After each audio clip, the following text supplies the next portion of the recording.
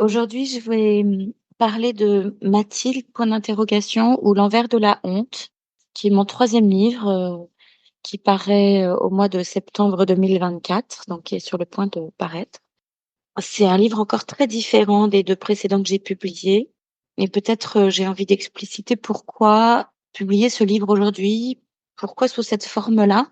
C'est un livre qui a une forme très particulière. C'est un recueil de textes autobiographiques, de textes, très différents. Il y a des textes, rédigés, il y a des poèmes, il y a des chansons, il y a des illustrations, il y a des dessins d'enfants, il y a des aquarelles que j'ai faites récemment. C'est un recueil, de plein de textes très différents qui parle de mon histoire, qui est une histoire, douloureuse à plein d'égards, qui est une histoire banale à plein d'égards, en fait. Donc la première réponse à la question: «Pourquoi publier ce livre aujourd'hui?» c'est parce que je suis loin d'être la seule à avoir vécu ça. On est très nombreux, très nombreuses parmi, ce peuple de personnes blessées qui ont vécu en particulier les violences familiales, l'inceste, puisque c'est de ça que ça parle, entre autres. J'ai la chance, de pouvoir écrire, j'ai la chance d'avoir pu travailler sur moi longtemps. J'ai fait, 25 ans de thérapie. J'ai la chance d'avoir, pu obtenir une reconnaissance au moins partielle en justice. J'ai la chance d'avoir disposé de ressources intellectuelles, et sociales qui m'ont permis de me reconstruire, de comprendre ce qui m'était arrivé. Voilà, je viens d'une famille où j'avais accès aux livres, j'avais accès, à la connaissance, tout le monde, toutes les victimes n'ont pas cette chance-là. Toutes les victimes n'ont pas autant d'outils que ceux dont j'ai disposé moi pour me reconstruire. Donc je crois que c'est la première raison pour laquelle je publie ce livre, c'est pour donner des mots à tous ceux, qui n'en ont pas, qui n'y ont pas accès, qui ne savent pas les mettre. Finalement, c'est un peu ce que je fais aussi dans mon métier. Je suis psychopraticienne, j'aide, les gens qui viennent me voir à trouver des mots pour parler d'eux-mêmes et là j'offre publiquement, j'offre collectivement mes mots, ceux qui parlent de mon histoire pour que chacun puisse se les approprier pour aborder la sienne, en fait. Ça, c'est une des premières raisons. Une autre raison, c'est que j'ai mis très longtemps à comprendre, ce qui m'était arrivé, comment ça m'était arrivé, pourquoi ça m'était arrivé. J'ai pas compris parce que ça il y a pas de réponse à cette question. C'est souvent là que la victime reste coincée, c'est le pourquoi, en fait. C'est la question dont il faut savoir sortir pour pouvoir avancer. Donc j'ai mis très longtemps à comprendre, en quoi c'était mal. L'enfant, il est pris dans son système familial, le système familial, dans lequel je grandis, c'est ma norme, quel que soit mon système familial. Et donc comprendre que cette norme, est erronée, que cette norme est dangereuse, alors que parfois, c'est très caché, c'est très insidieux, ça ne se voit pas, ça ne fait pas mal, c'est pas forcément douloureux. La violence peut prendre des apparences très douces. Tout ça, ça a été très long à déchiffrer, à démêler pour moi. Donc, j'ai envie de gagner un peu du temps, aux autres personnes sur ce chemin, en offrant, le chemin que moi j'ai parcouru. Puis de faire un peu de pédagogie à ceux qui n'ont pas la même histoire et qui ne comprennent pas pourquoi c'est grave, pourquoi quelque chose qui a duré parfois quelques minutes seulement dans une vie, c'est pas forcément mon cas, mais pourquoi ça peut fracasser autant une vie alors que c'est passé vite, pourquoi on passe pas à autre chose, hein? Les victimes, s'entendent beaucoup dire ça: «Bah, tu devrais passer à autre chose». Bah, on aimerait passer à autre chose, si on pouvait, mais la victime ne peut pas. Donc c'est aussi ça peut-être que j'avais envie d'expliquer, c'est enfin pas d'expliquer parce que j'explique rien dans ce livre. Je donne à voir, je donne à voir avec le point de vue de l'enfant, qui est pas exactement la même voix que «L'enfant d'après le ciel», le roman que j'ai publié l'année dernière, mais qui est la voix naïve de l'enfant qui est pris dans quelque chose qui est trop grand pour lui, qui est sidéré, qui est dépourvu d'outils pour comprendre, pour démêler, pour se défendre et qui donc subit.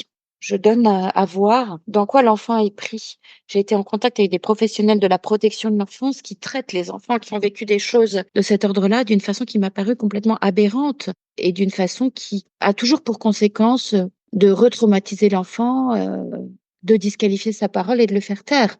Et c'est pour ça qu'aujourd'hui on est, dans la situation dans laquelle on est, au niveau du pays, et de la protection de l'enfance en France. On ne sait pas accueillir la parole de l'enfant. On attend de l'enfant qui donne une parole circonstanciée, l'enfant ne peut pas, parce que l'enfant a besoin de protéger, sa propre vie. Protéger sa vie, ça passe par protéger les personnes qui s'occupent de lui, même si ces personnes sont toxiques, donc l'enfant ne peut pas dénoncer et puis l'enfant, se coupe, on se protège. Il y a les mécanismes d'amnésie, il y a les mécanismes d'anesthésie, il y a les mécanismes de mémoire traumatique qui font que l'enfant ne peut pas raconter ça a commencé comme ci, ensuite ça a continué comme ça. L'enfant oublie, l'enfant passe à autre chose, l'enfant regarde ailleurs, donc l'enfant dit par ses symptômes, l'enfant dit d'une façon indirecte, dit d'une façon détournée et le monde, autour, n'entend pas, disqualifie la parole de l'enfant, voire se bouche activement les oreilles. Donc c'est ça dont j'avais envie de rendre compte, en fait, pour aider la société à avancer sur ce sujet, pour aider, les professionnels à mieux entendre, les paroles des enfants. Il y en a qui n'entendent pas par maladresse, il y en a qui n'entendent pas parce qu'ils ont pas été correctement formés, il y en a qui n'entendent pas parce qu'ils sont dérangés. C'est à la fois, des textes qui sont très crus et à la fois très pudiques, hein. Ceux qui veulent savoir dans le détail qu'est-ce qui s'est passé, comment ça s'est passé, combien de fois ça s'est passé, ils seront très déçus parce que ça parle pas de ça, en fait. Ça parle de ce qui se passe après. Ça parle de ce que vit l'enfant victime, une fois que ça s'est terminé et qui reste avec quelque chose, d'ingérable, quelque chose de beaucoup trop lourd dans son sac, qu'il va pourtant devoir promener avec lui partout où il va et qui ne se voit pas et que personne ne voit et que même lui parfois ne voit pas non plus. Ça parle de ça. Ça parle aussi, et peut-être c'est la dernière chose, la dernière raison principale pour laquelle je publie, ça parle d'un chemin de reconstruction et ça parle du fait qu'on n'est pas coincé à vie dans un statut de victime et dans une blessure, ça parle du fait que la blessure peut cicatriser, mais elle peut cicatriser à condition qu'on la regarde et c'est jamais joli à regarder, à condition qu'on la soigne et c'est toujours douloureux à soigner. Donc il y a un certain nombre de conditions à respecter dont toutes les victimes et dont tous les professionnels sont pas forcément vraiment conscients.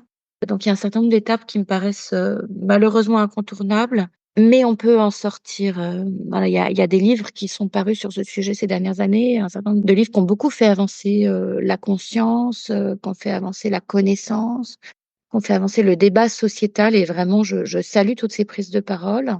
Ce sont des livres que je trouve très désespérés, en tout cas, qui ne portent pas forcément le message que, on n'est pas coincé à vie dans une blessure, affreuse. On n'est pas coupé à vie du reste du monde, en tout cas, c'est pas l'expérience que j'ai, c'est pas celle que j'ai envie de transmettre. J'ai envie de transmettre qu'on peut sortir de là, qu'on peut réparer, qu'on peut guérir, qu'on peut, voilà, comme là, il y a les Jeux olympiques, les Jeux paralympiques qui vont s'ouvrir, on peut courir avec des prothèses. On peut reprendre une vie après un traumatisme. Il y a le traumatisme de l'inceste. Dans mon histoire, il y a le traumatisme, il y a la blessure de l'abandon. Mais il y a plein d'autres histoires qui sont toutes aussi traumatiques, de façon différente. Et je crois qu'on peut guérir. Je crois qu'on peut guérir en regardant clairement les choses. C'est pour ça que je publie ce livre aujourd'hui. C'est poser la question de le publier ou pas. En fait, c'est des textes que j'ai écrits sur les 15 dernières années. Donc, il y a un certain nombre de textes qui appartiennent vraiment à mon passé et plus du tout à mon présent. Donc c'est une espèce de témoignage, d'un chemin de reconstruction. Je les offre, d'une certaine façon aux suivants, à ceux qui ont envie d'avancer sur ce chemin-là, après moi, en tout cas là où j'ai mis des traces, dans la neige, on va dire. Ces textes, moi, je les écris pour moi avancer, ils m'ont aidé à me reconstruire. Aujourd'hui, les publier, ça m'aide pas à me reconstruire. J'ai pas besoin de publier ça pour aller bien. Je vais bien. Donc c'est pas, une prise de parole pour moi, mais c'est poser la question de les publier sous mon nom ou, sous un pseudo. Je crois que j'ai vraiment envie et besoin de porter cette parole et qu'elle soit portée par moi pour pouvoir la défendre, pour parler au nom de toutes ces victimes qui peuvent pas parler et je crois que ça n'aurait pas eu de sens de le publier sous un autre nom. Et je crois que ça aurait été dommage de ne pas les publier. En fait, j'ai assez vite su qu'il fallait que je les publie. Et puis pour la petite histoire, il y a un de ces textes que j'ai écrit en cours, au cours de ma formation de thérapie, Un berceau juste pour moi. Et mon formateur à l'époque a eu cette parole, après l'avoir lu, après je l'ai soutenu. En fait, c'était un texte. On avait tous des textes autobiographiques à produire. Il a dit: «Il faudrait que ce texte soit publié et distribué dans tous les CMP». C'est une parole qui m'a vraiment touchée parce que c'était ça l'objectif, c'était de faire de la pédagogie pour expliquer pourquoi c'était si difficile à dire, si difficile à entendre, même pour la personne qui l'a vécu, si difficile de comprendre. Donc je voulais vraiment faire de la pédagogie et par cette parole, il m'a confirmé que j'avais atteint mon but, c'est-à-dire que j'avais donné à voir quelque chose qui en général ne peut pas se voir. Donc c'est pour ça que je le publie, parce que à partir de ce moment-là, j'ai compris qu'il fallait, que j'avais cette responsabilité-là, de publier et de publier sous mon nom, ce qui me permet, de défendre cette parole, encore une fois, au nom de toutes les victimes qui ne peuvent pas prendre la parole. J'ai une amie qui l'a lu là récemment, je lui ai demandé: «À ton avis, qui devrait lire ce livre?» Elle a été extrêmement touchée, elle m'a fait des retours. Les gens sont souvent très touchés. Je suis très surprise parce qu'il y a beaucoup de gens, en tout cas, il y a plusieurs personnes, parce qu'il y a pas encore beaucoup de gens qui l'ont lu, il est pas encore sorti. Il y a plusieurs personnes qui m'ont dit, «Ce livre parle de moi», alors qu'ils n'ont pas du tout d'histoire de violence sexuelle ou d'inceste et pourtant ils se sont reconnus. Donc ça m'a beaucoup touchée et peut-être, j'avais pas cette ambition en écrivant ces textes, mais il y a quelque chose d'universel qui s'est caché dedans et qui est important, en tout cas qui est précieux pour moi. Il y a beaucoup de sincérité. Et donc j'ai une amie qui l'a lu récemment. Je lui ai demandé à ton avis qui devrait le lire. Elle m'a dit tout le monde. Tout le monde a besoin d'entendre parler de ça. Tout le monde est concerné par ça. Les violences sexuelles, c'est malheureusement le lot de beaucoup de familles. On dit un enfant sur 5. Ça veut dire quoi un enfant sur 5? Ça veut dire soit c'est dans ma famille que ça se passe, soit c'est chez mes cousins, soit c'est chez mes voisins, soit c'est chez mes meilleurs amis. Mais donc on est tous concernés de près, en vérité. Et une grande partie de mon histoire et de la violence de mon histoire vient du fait que ma famille et que les gens autour n'ont pas su regarder et que moi je n'ai pas su dire parce qu'à l'époque je pouvais pas faire mieux. Donc ce livre, il a pour mission aussi de contribuer à porter cette parole-là, d'aider les gens à regarder ce qui est pas facile à regarder, à entendre ce qui est pas facile à entendre. Donc voilà, la parole de cette amie m'a beaucoup aidée. Et tout le monde besoin d'entendre parler de ça. Et la façon dont c'est écrit, elle m'a dit ça aussi, et je crois que c'est vrai. Ça rend l'insupportable accessible. Il y a des formes poétiques, ça rend digeste quelque chose qui ne l'est pas, qui ne devrait pas l'être, mais ça rend l'indicible accessible. Je crois que c'est ça aussi une des forces de ce livre. En tout cas, c'est ce qu'on m'a dit. Peut-être pourquoi ce titre, Mathilde, point d'interrogation, ou l'envers de la honte. C'est en rapport avec un texte du livre, donc il faut que vous le lisiez pour comprendre pourquoi Mathilde, point d'interrogation. Ou l'envers de la honte, parce que la victime est plongée dans la honte, la victime récupère la culpabilité, la honte. Je ne sais pas si l'agresseur se prend sa culpabilité, sa honte, j'en sais rien, mais en tout cas, c'est la double peine. La victime a été blessée et ensuite elle porte quelque chose qui ne lui appartient pas, mais qui colle vraiment. Cette honte colle et cette honte pénètre toutes les sphères de la vie. C'est pas juste la sphère affective ou la sphère sexuelle qui va être abîmée et altérée.